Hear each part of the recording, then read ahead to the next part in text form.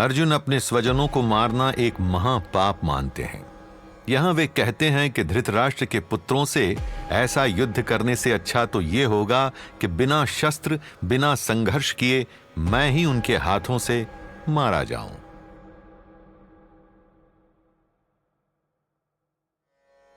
यूं समझ लीजिए कि यह अर्जुन के मन में ही चल रहे एक ऐसे दो तरफा वार्तालाप के जैसा है, जहां श्री कृष्ण के प्रश्नों के उत्तर और तर्कों पर वितर्क दे रहे हों अर्जुन।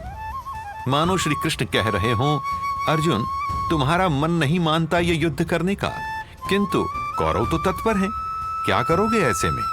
और अर्जुन कहते हैं, माधव कौरव भी तो मेरे स्वजन हैं और उन्हें मारने भर का सोचने से ही मैंने एक पाप कर दिया है।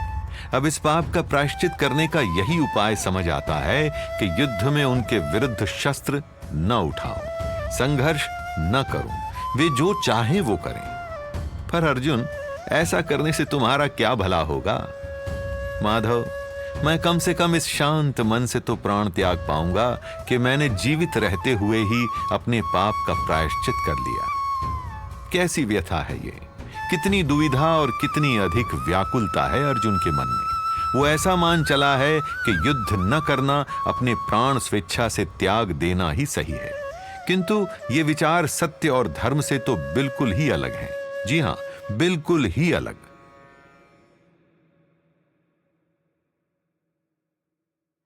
अर्जुन इतना विचलित हो चला है कि अब हार मान ली है। हृदय में संघर्ष की इच्छा तक नहीं बची। इस पृथ्वी का महानतम धनुर्धर है वो, पर उस कौशल का उपयोग करने का अगर मन ही ना हो रहा हो तो कैसे उठाएगा धनुष और कैसे चलाएगा बाण?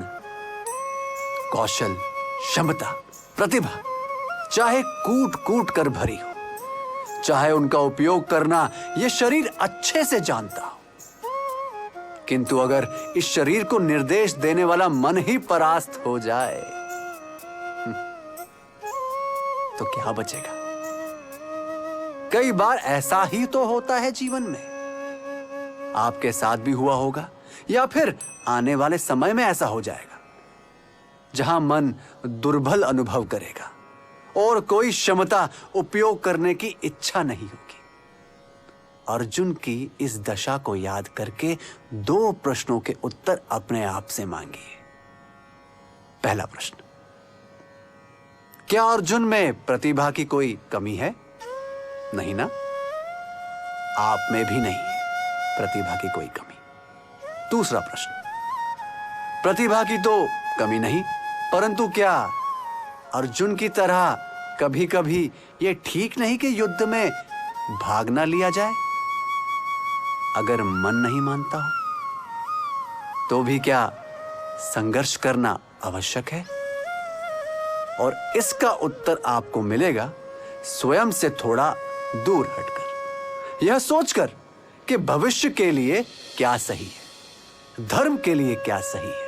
क्या इस समय संघर्ष त्याग कर भविष्य में सच में खुशहाली मिलेगी, या यूं संघर्ष त्यागना केवल इस क्षण की व्याकुलता को शांत करने भर के लिए है?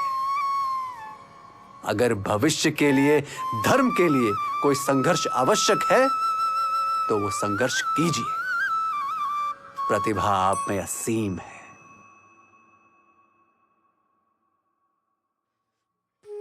अर्जुन जैसे एक नैतिक व्यक्ति के लिए अधर्म का विरोध ना करना और उसके बजाय अधर्मिक शक्तियों के सामने यूं आत्मसमर्पण कर देना, क्या ये बात ठीक है?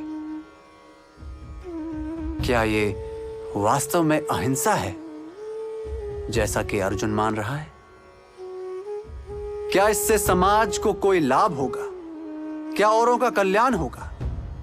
अधर्म को बढ़ावा देने वाला कोई भी कार्य समाज में कल्याण नहीं लाता। तो क्या हिंसा का उपयोग किया जाए? हमें यह समझना चाहिए कि कोई भी वस्तु, कोई भी माध्यम सही गलत नहीं। सही गलत तो उस माध्यम का उपयोग करने वाले के मन का उद्देश्य होता है।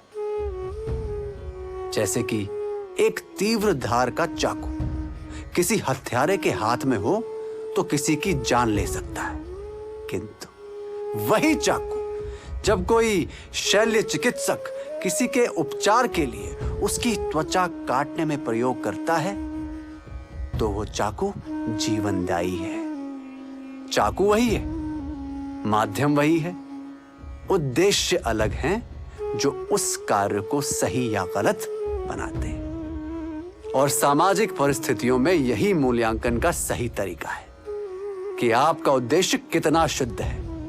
अगर अधर्म होता दिखे, किसी पर अत्याचार होता दिखे, तो उसके विरोध में आवाज उठाना सही है।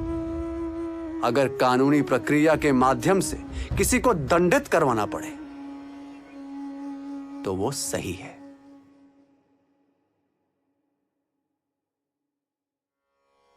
व्यवसायिक जीवन में हम कई बार इस दुविधा में फंस जाते हैं, क्या मतभेदों को अनदेखा करके सर्वदा शांति रहा जाए?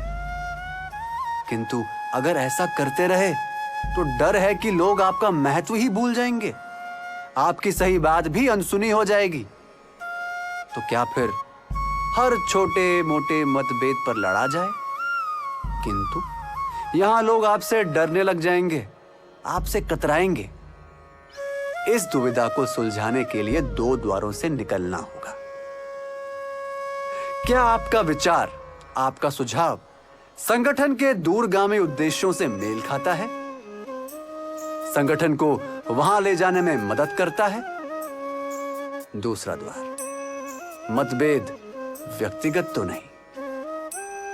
अगर आपका मतभेद व्यक्तिगत नहीं, अगर आपका सुझाव संगठन के उद्देश्यों के लिए अच्छा है, तो फिर अपने विचारों को पूरे निश्चय के साथ आगे रखिए। कभी कभार इस पर विवाद भी हो सकता है, किंतु विवाद के हर कदम पर यही दो द्वार काम आएंगे। मतभेद व्यक्तिगत ना हो जाए और दोनों तरफ से आने वाले विचार संगठन के उद्देश्यों से मेल खाते हो। अगर ऐसा रहा तो यह विवाद तर्क संगत है, संगठन के लिए अच्छा है।